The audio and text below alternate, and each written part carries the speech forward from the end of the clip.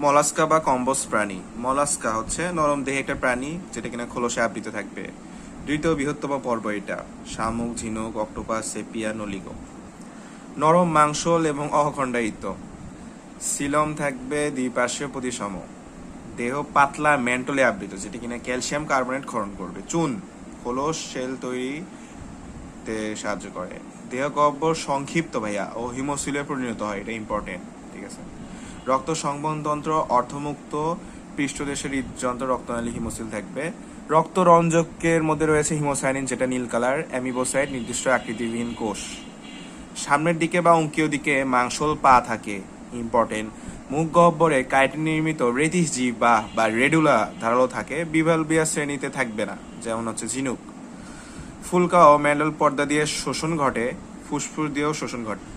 ট্রোকোফোর larva বিদ্যমান, পিলা globosa, apple শামুক, ল্যামেলিডেন্স